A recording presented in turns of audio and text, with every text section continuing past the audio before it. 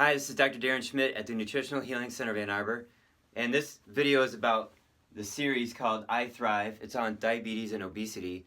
It's a 9-part docuseries that is being released right now, and by spring of 2018, it's estimated that maybe 10 million people will watch this. So last night, episode 2 came out, and I was interviewed for this series, and there were 55 professionals and patients, and I was the last person to be interviewed. So the person who's filming and in charge of this, his name is Mcmahon. He's a great guy. He's morbidly obese. He had a heart attack not too long ago. He's diabetic, and he's in his early to mid-50s. So this is about his discovery that he needs to really do something about his health, and what is he going to do? So he went on this journey of interviewing a whole bunch of people. He interviewed vegans and then also keto advocates. And so the episode 2 came out, and it was very pro-vegan and very anti-ketosis. And it was pretty frustrating for me to watch it. I wasn't in part 1 or part 2. I don't know when I'll be in it. I don't know what the next 7 episodes are going to say. I have no idea, but we're promoting this documentary through our Facebook page, through this office. And but I got to fill in information that's missing when I was watching this episode last night. So there were 4 or 5 of the top vegan science writers and researchers that were interviewed for this episode 2. And one of them said that ketosis is dangerous, it stunts growth, it's not sustainable. Okay, so ketosis, I think everything I'm going to say is already said in my videos, but I'm summarizing all of this. And what's interesting is that when I watched this whole episode last night, I could get the best arguments that the vegans had. Whereas when you're watching videos on YouTube, you end up watching like cat videos because it's so distracting, and you start surfing on YouTube and you get lost in various arguments and stuff. But when I saw this episode, it's an hour and a half of just pro-vegan, anti-ketosis. And so here's my arguments against this. Okay, so ketosis is not dangerous at all, and they prove it later in the video, and it does stunt growth. So when kids are epileptic, they go on a ketosis diet, and their epilepsy goes away, but they are not growing tall or bigger, except for when they come out of ketosis. Then they hit a growth spurt and they catch up. So a kid who's 12 or even 10 goes on a ketogenic diet, they're on it for 5 years or maybe more, and then when they get off of it at the age of 16, let's say, they catch up with their growth. So ketosis stunts IGF-1, which is a growth factor. It stunts, it lowers insulin, it lowers mTOR, it lowers cancer-promoting factors. It lowers a lot of things. And it's not sustainable. It's not supposed to be sustainable. None of our ancestors ever were in it forever, including the Eskimo. And so you go out of ketosis, and then you go in, and then you go out. Now, in my last year and a half, I've probably put between 100 and 200 people into ketosis. And I have 2 people that always need to be in ketosis because when they come out, they have bad pain, or they're very insulin sensitive, and it's related to the heart. But only 2 people out of more than 100 people, they need to stay in it. So this is a very individualized decision, whether you should be in it or not, but most people need to come out of it. Okay, so that's true for even kids who are epileptic. They're eventually going to come out of it. Okay, and ketosis occurs when you're fasting. And so Dr. Greger, who is wildly popular on YouTube, he says that the best diet is actually a water-only fast. So there's proof right there that ketosis is extremely safe, and it is the best diet because you get into ketosis in a water-only fast. So, and I've seen this before in other videos by the plant-based people, is that they say ketosis is dangerous, but yet they say that water-only fast is the best diet. And then they say, of course, that the water-only fast is not sustainable. And that's true too. And you don't want to stay in a water-only fast because you'll die. So you go into it and then you go out of it. The best diet is diet variation. You move your diet around. You change it up like our ancestors did. They had more plants in the summer. They had more fat in the winter. They ate large meals. They ate once a day. Sometimes they missed a day. Sometimes they ate twice a day. But they didn't eat 17 times a day like we do in our modern world. Okay, so when Dr. Greger was talking about the water-only fast being the best diet, he was then comparing it to eating only donuts. So in this one study, they're trying to compare like what's the best diet and what is the most applicable. Like what would people actually do? So if there's a donut diet, anybody can do the donut diet because it tastes good and it's really easy, but yet the results would be very poor. And then if you have the water-only fast, nobody wants to do that, but yet you get the best results. And for decades, the research has shown that a water-only fast is the best diet. He said you got to find a common ground. Well, the common ground is not a plant-based vegan diet.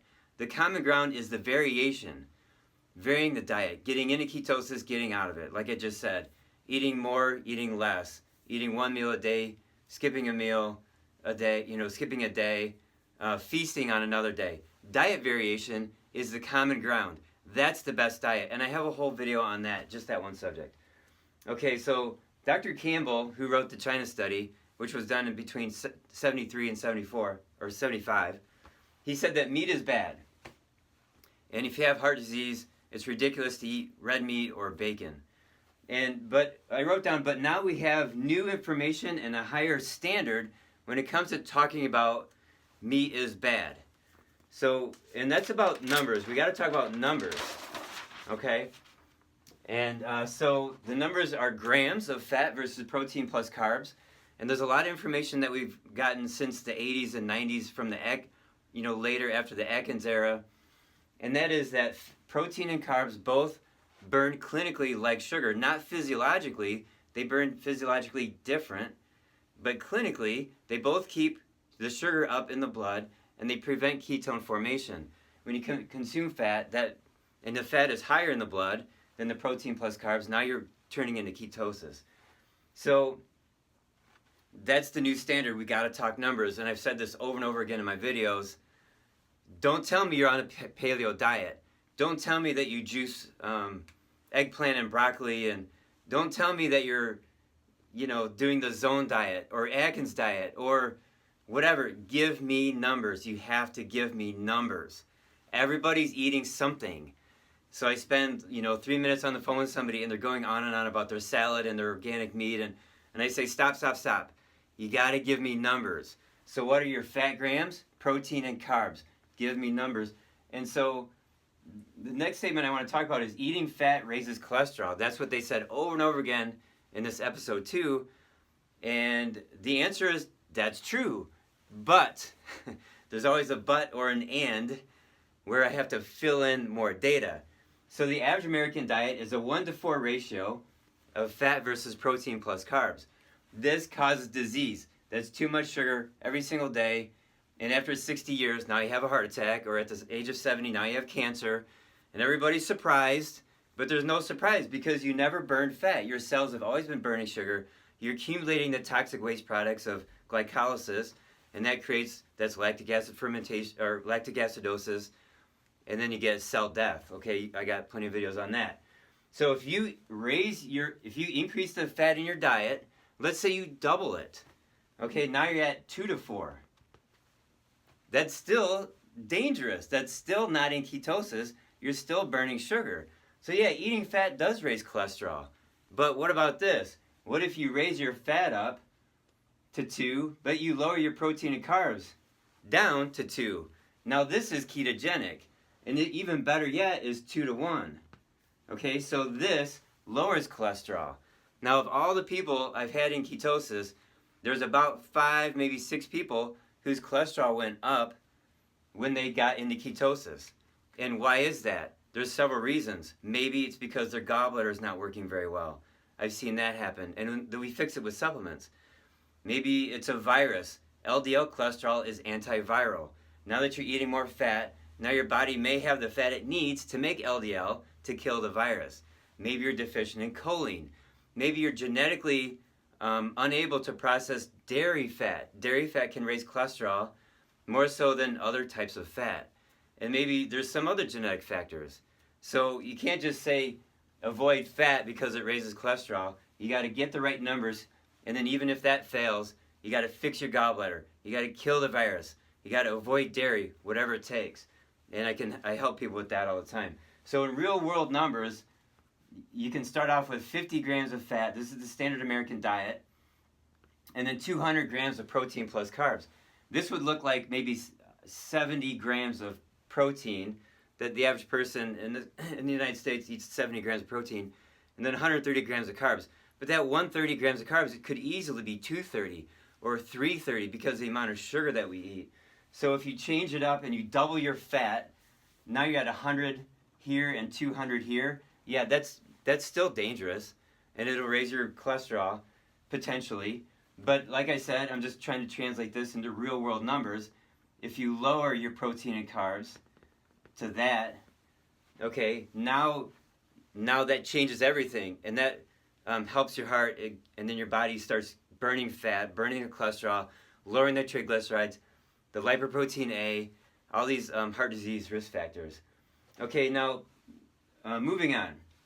So the last one here is high cholesterol equals heart disease. They kept correlating that when your cholesterol is high, you're going to get heart disease. And they say over and over again that there's no doubting it. And then Dr. Greger says, when people argue against this, it's like the flat earthers who say that Earth is flat, and there's and anybody else who says otherwise is stupid. But let me tell you this: the best test for measuring heart disease risk is actually the coronary artery calcium score. It actually sees the disease. It's not even a test for risk. It is the disease. Another term for it is coronary calcium score, CCS. So now I've had patients with high coronary calcium score and normal cholesterol. So they have heart disease, but the cholesterol doesn't pick up on it. And then I've had other people with high cholesterol and their coronary calcium score is 0. They have no heart disease. So does high cholesterol mean you're going to have heart disease? No, it doesn't. Half the people that have a heart attack have normal cholesterol. And there's other reasons why you can get a heart attack. And I see mold in people's chest all the time. Mold causes high blood pressure. And mold causes that chest pain. So it's more than just cholesterol. Like, that's a weak indicator of heart disease. So these are all my this is how I'm filling in the blank for all the missing information from episode 2 of the iThrive documentary series regarding diabetes and obesity. So hopefully the next 7 will give us better information, and there's a lot more interviewees that need to come up into the series, including myself. So when John Mcmahon came to this office in this room about 2 months ago to film me, the meeting was supposed to only be 30 minutes, maybe an hour at the most. So I get up here and I'm drawing for him, and we talked for 2 hours. He interviewed me and filmed me for 2 hours, and he's shaking his head like this, and he goes, "I can't believe this. Nobody's saying these things." And he was just like flabbergasted. And I also drew out for him lactic acidosis, and I showed him how veganism can help with the mechanism of heart disease and diabetes and cancer. But I also showed that ketosis is even better, because in lactic acidosis, you got to address 3 things. I realized recently it's actually 4. There's 4 components to lactic acidosis, which I should do a video on. But you can address all 4 of those with ketosis and fixing the liver, whereas eating a plant-based diet does not address all 4 of those. So in my opinion, ketosis is better. It's more forgiving, and it helps the cells adapt. Adaptation in your diet and adaptation in the cells due to the variation in your diet is the key to living longer. All right, if you like this information, please give me a thumbs up and share and subscribe. Thanks.